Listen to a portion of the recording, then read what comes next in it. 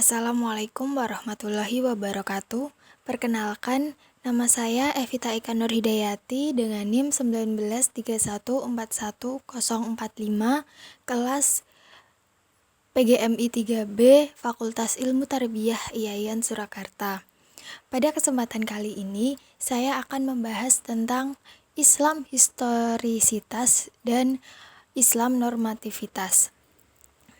Yang akan saya bahas yang pertama yaitu problem psikologis umat manusia Islam dalam memahami agama.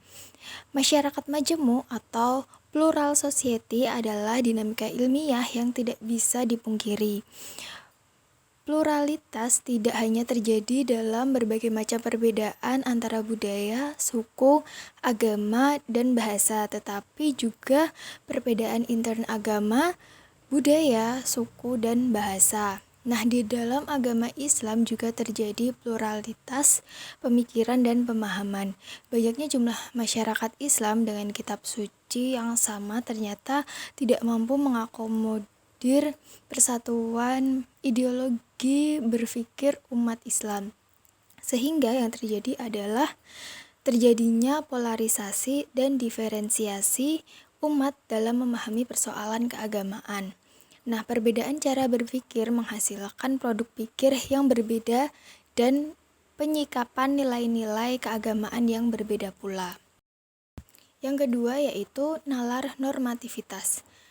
Dialektika dalam memahami studi agama yang bernada normativitas tentunya didukung oleh agamawan, teolog, ahli fikih, dan juga ahli tafsir klasik.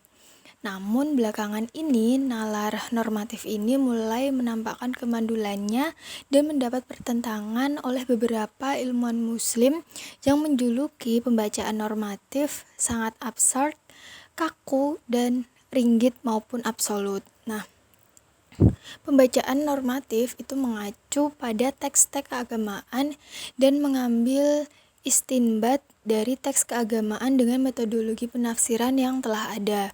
Metode ini ditandai dengan berbagai macam aturan dalam kaidah penafsiran Al-Quran ala klasik. Misalnya metode tafsir ijmali, tahlili, maudhu'i, dan sebagainya.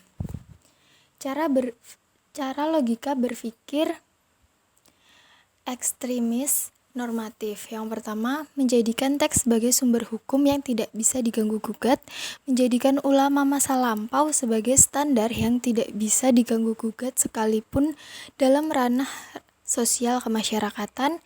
Teks tidak bisa diubah, hanya realitas yang bisa diubah mengikuti teks, bergerak pada ranah halal haram, baik buruk, dan surga neraka. Nah, kelemahan logika berpikir normatif ini yaitu anti realitas.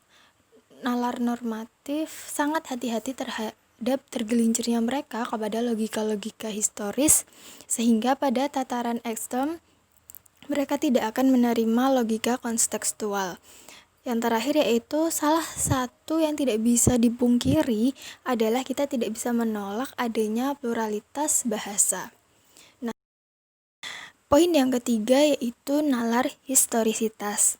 Logika historisitas muncul karena kegelisahan beberapa ilmuwan mengenai realitas umat yang tidak kunjung selesai karena hanya mengandalkan teks sebagai barcode. Nah, pembacaan dalam logika normatif tidak mampu mengakomodir problem dalam dimensi yang luas.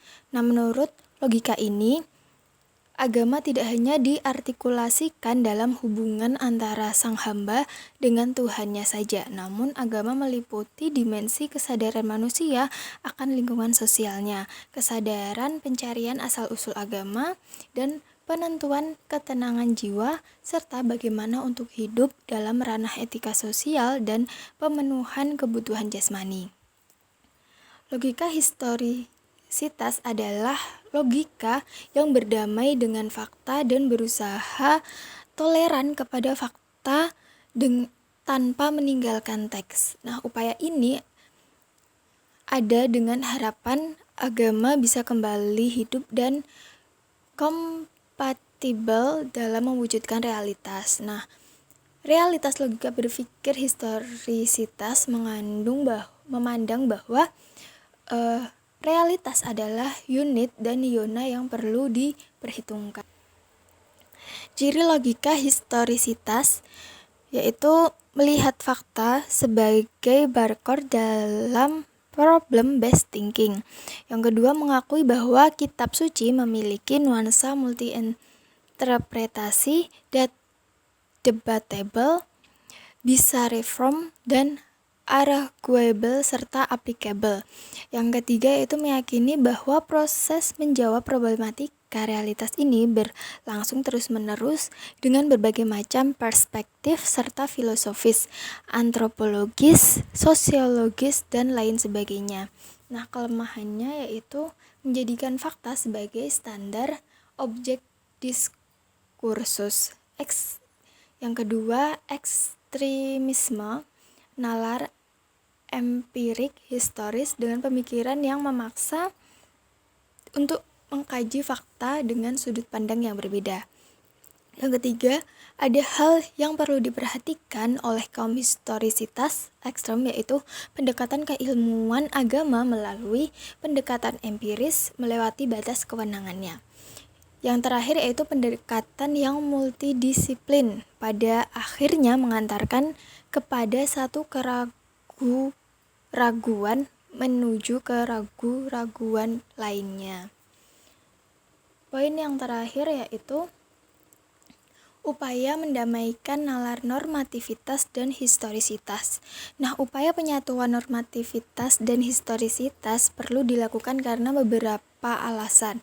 Yang pertama, mengartikulasikan teks tanpa melihat realitas, hanya menjadikan teks sebagai gagasan dan bukan sebagai wawasan, apalagi sebagai problem solving kehidupan manusia. Yang kedua, upaya dialogis antara normativitas dan historisitas menghasilkan satu kekuatan yang valid untuk mendialogkan antara teks dan realitas. Yang ketiga, antara normativitas dan historisitas merupakan upaya integralistik tanpa penomoran. Yang terakhir, selain upaya tersebut, mesti ada batasan-batasan yang jelas di mana logika berpikir normativitas ditempatkan dan di mana logika berpikir historisitas ditempatkan. Upaya integrasi dua nalar ini mutlak diperlukan demi menjaga kestabilan agama-agama dalam studi agama yang multidisiplin, interdisiplin, namun tetap mengacu dan bersahabat dengan teks. Nah, itu tadi sedikit penjelasan tentang Islam normativitas dan Islam historisitas. Cukup sekian dari saya, apabila ada kesalahan mohon dimaafkan. Akhirus salam, wassalamualaikum warahmatullahi wabarakatuh.